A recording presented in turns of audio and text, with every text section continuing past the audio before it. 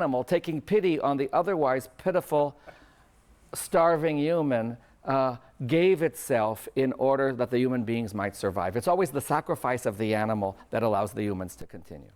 So my story, the story that I want to share with you, is about a traditional Yupik kid, a boy maybe 8 or 9 years old, living in a traditional house.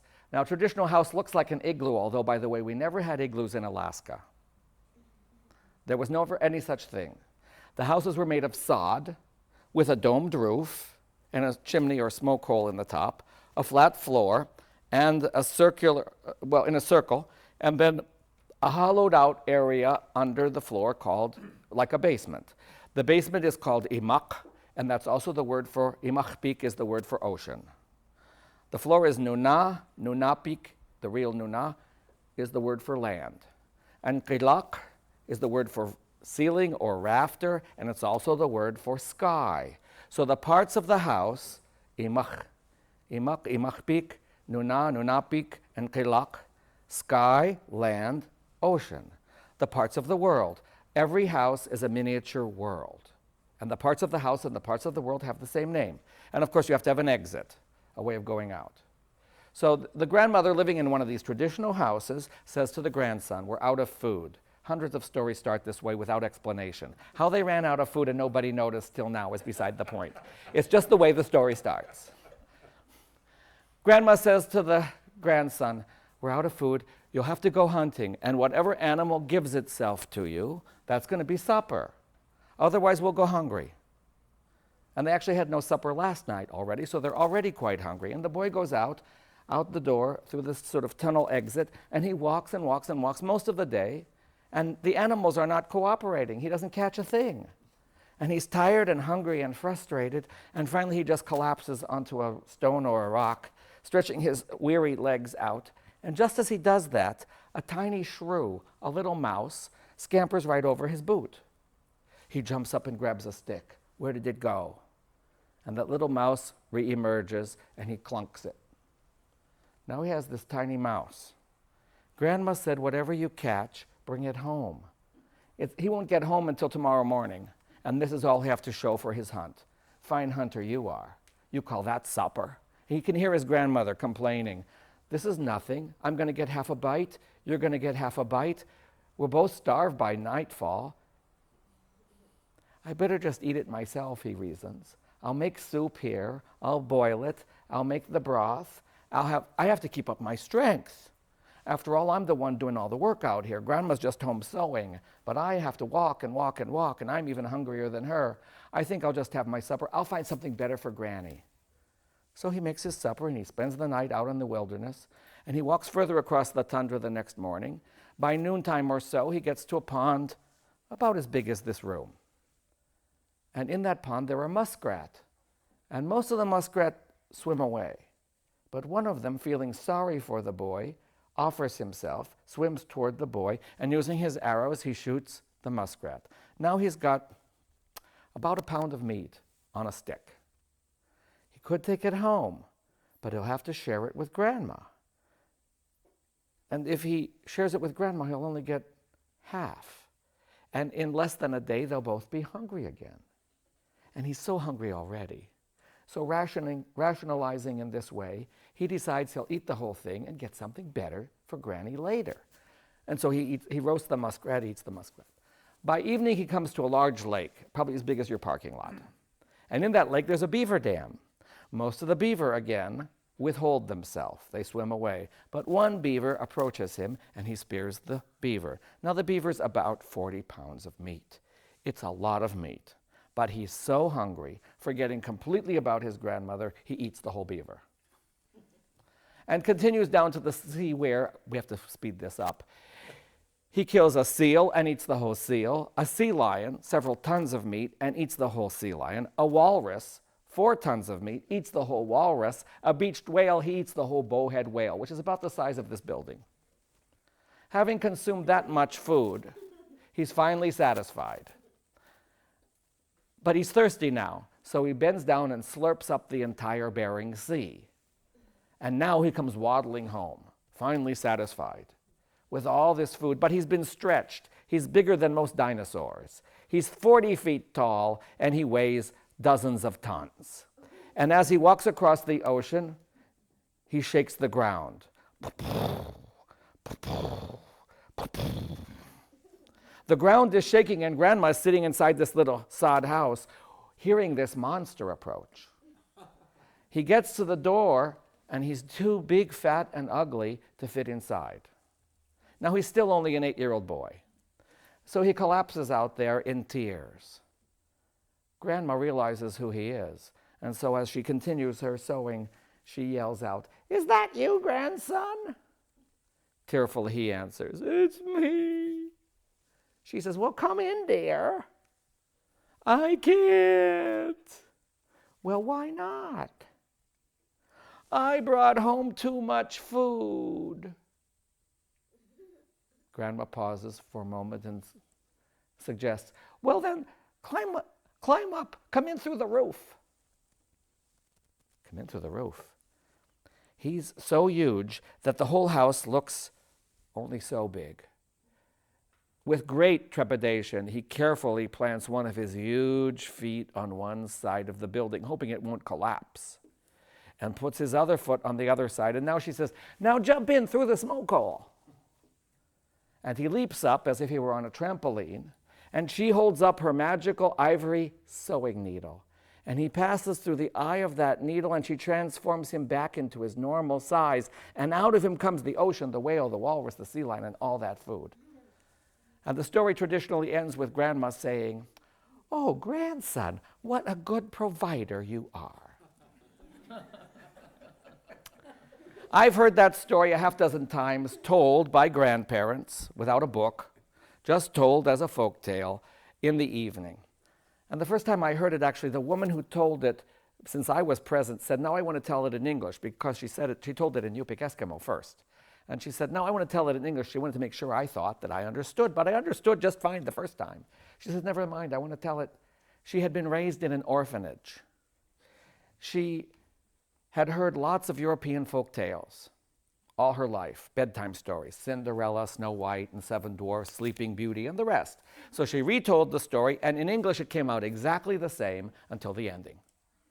Her ending in English was slightly different. That caught me completely off guard. She said, "You know, in that ocean was a ship. And aboard that ship was a very handsome sea captain. And Grandma fell in love with him, and they sailed away and got married and lived happily ever after."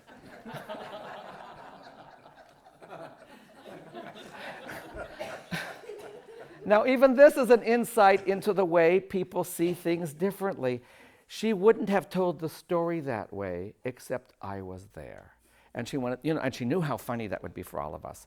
But you see, I've had this experience many times where cross-culturally people do things almost to tease you, you see. But what's the point of the story? What's the point of the story? Why was that story told for maybe hundreds, maybe thousands of years? Well, it's about growing up. To be a human being, a boy has to become an adult by realizing that it's not about him. A baby believes that everything should meet their whims and appetites immediately. And I ask my kids, "Do you have any baby brothers and sisters?" "Oh, yeah."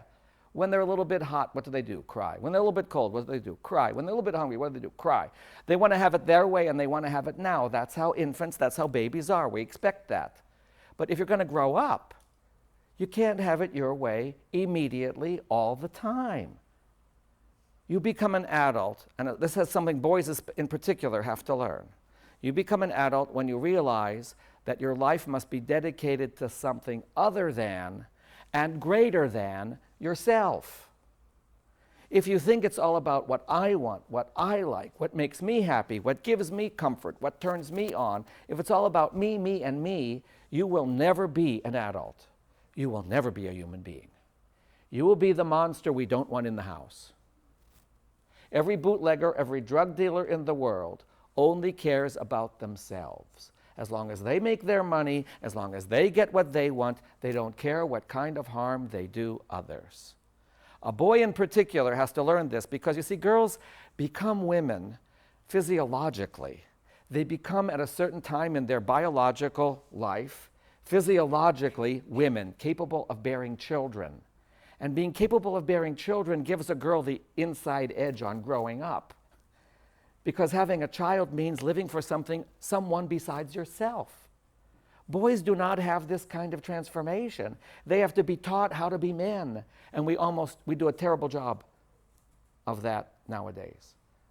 We tell the boys just the opposite. Have it your way. The Burger King advertisement reinforces that, right? Have it your way. And it's all about what you want, what you like, and right now. Instant gratification, don't wait, right? That's our whole economy is based on this. So we're deluged with this in the city now, and the city has expanded its reaches by telecommunications into every living room, even in the most rural areas. So boys don't know how to be men because we don't teach them. This is not a scientific truth. You can't learn this from your biology book or your sociology book. How to be a man you have to learn from the men around you and the stories that they tell you. And if there aren't men around you, and we have such a high divorce rate, that happens to millions of kids. And if they don't tell you the stories, you have no guidelines on what does it mean to be a grown-up. So when I ask my kids, when do you become a grown-up? Oh, when you're 16 and get a car, when you're 18 and can vote, when you're 21 you can drink. Those are not very good criteria. You become a man according to the wisdom of this story when you have discovered that your life is not about you, that you must present yourself in the service of something greater than, something besides yourself. The church teaches us this. Christ lays down his life for everyone. None of it's for him. That's the real man. Huh? And I ask my kids in high school, who do you admire? Who are your heroes? The rescue workers, firemen, and policemen who got to the burning buildings of the World Trade Center September 11th and saw that thing on fire and said, are you crazy? I'm not going in there. Or the people who got there and without thinking one moment for themselves rushed in to save people they didn't even know. Who are the real people? Who are the human beings?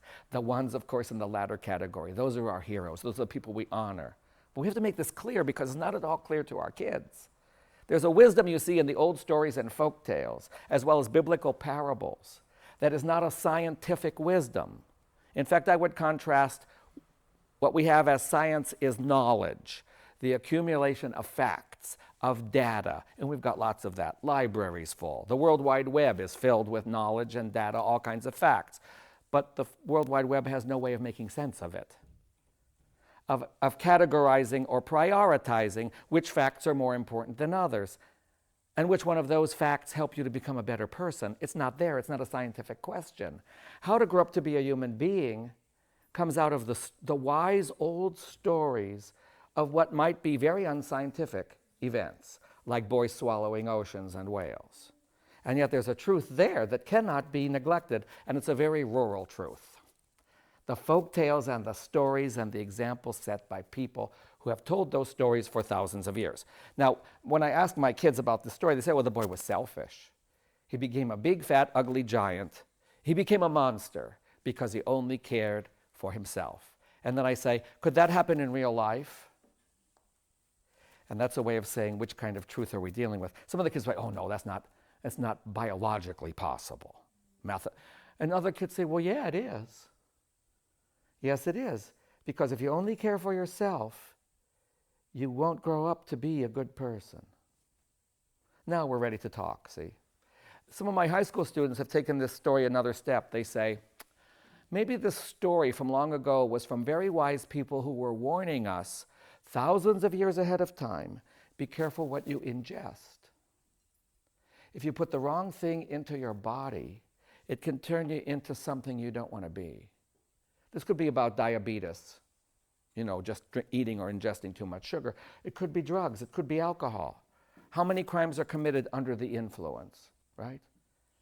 You have to warn kids ahead of time. Be careful what you put into your body. Even if it's only for a moment, it can turn you into something you don't want to be. I'm a prison chaplain. I visit prisons almost weekly. Native Americans, Orthodox Christians, and not only Orthodox, but I have never met one, not yet one, of my inmates who was sober at the time of their crime. So there's a wisdom in the story that has nothing to do with whether boys can swallow oceans or whales. It's a warning to the younger generation. Be careful. There are things out there. You can take a drug and it can make you go crazy. Be careful what you put into your body. And then there are people, when the elders who have listened to this story and debriefed on it, they say, what about the grandmother? Didn't she know she had a monster outside? Yeah, she did. And then what did she do with that boy? She brought him back in. Because all kids make mistakes, especially boys. They have a harder time growing up because we don't teach them how. And then when they do, what do you want to do? Throw them away? Disown them? No, she brought him back in. And at great personal risk. He could have crushed the house and killed her. She took that risk. She figured she loved the boy enough to risk her own safety. Because that's what it always is when you bring the felon back into the house. When you bring the prisoner who was convicted of we don't know what, under the influence of we don't know what, home. It's risky. You're worried. Is he going to be the same? Or is it going to be safe? Grandmother took that risk. And her magical ivory sewing needle is her love and the power of her wisdom that brought him back to normal and reintegrated him into from out of this world, which is why he has to come through the smoke hole. From something beyond nature, unnatural, and bringing him back to his natural state and home again into that loving environment where without recrimination she says, oh grandson, what a good provider you are. I find this story inspiring. It's not a bedtime story for second graders. It's a moral lesson for teenagers.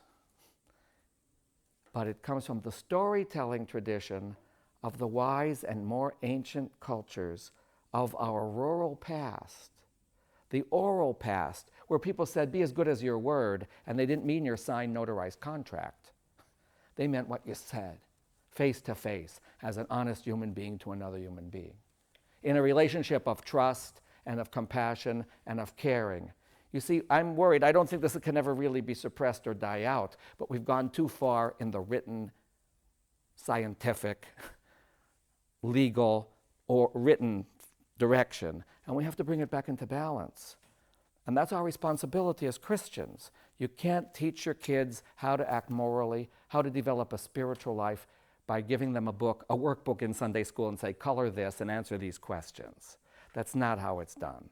It's done by people connecting with people, and especially elders working with children, parents and grandparents and godparents interacting with young kids.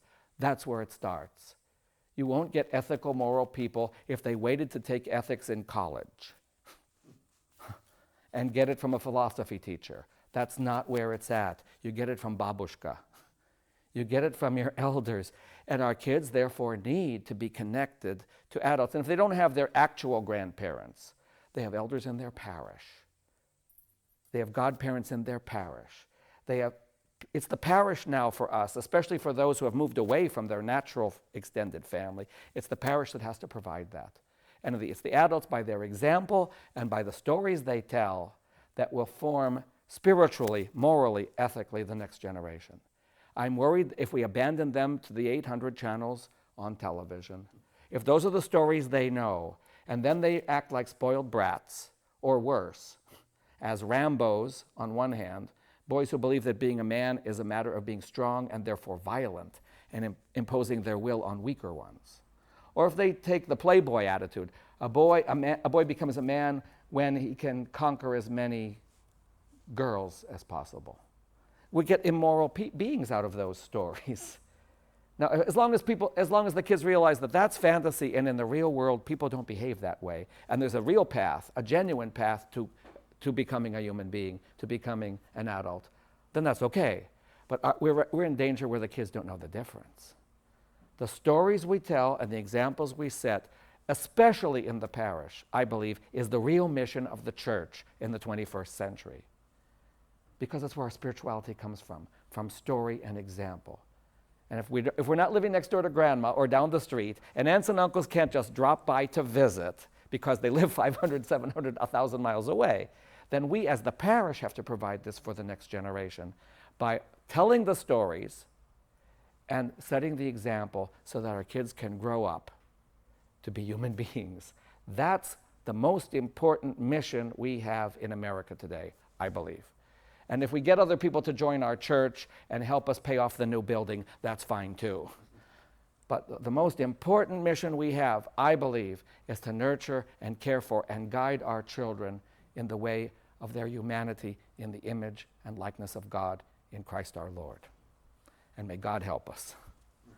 Amen.